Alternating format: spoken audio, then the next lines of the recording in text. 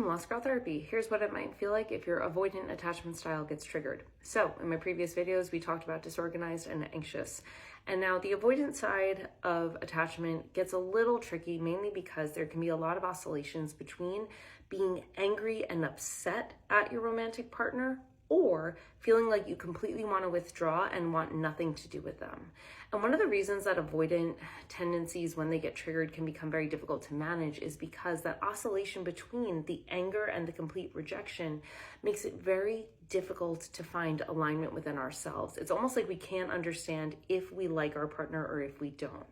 So when avoidant attachment style gets triggered, you might notice, especially if you and your partner have had a disagreement, you might notice that you're automatically just rejecting, that you want nothing to do with it, that you want to back away, you want to pull all of your emotions back and leave. This can look like fight or flight. This can be that sense of like, I want out, I don't want to resolve this, I want nothing to do with this. And what we're really saying on a very fundamental level is that I don't want to resolve this conflict because I've been hurt by a partner who I don't feel is 100% accepting me.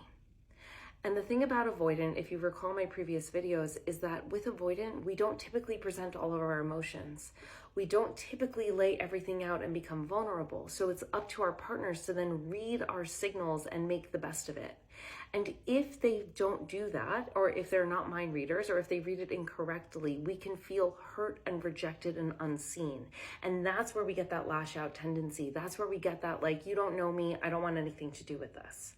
The other side of that is the anger side. And this is kind of, it's a very interesting thing that happens with avoidant because it doesn't always happen when the wound gets triggered. But if it does, you might notice that there's a high level of anger towards your partner, but it's not anger that you want to address. It's almost like passive aggressiveness.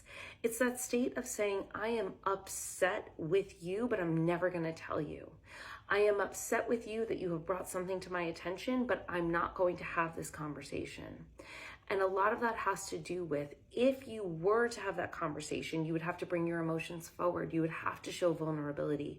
You would have to express emotions on a level that allows your partner to understand you, which would be inherently wildly different from the classic avoidant presentation.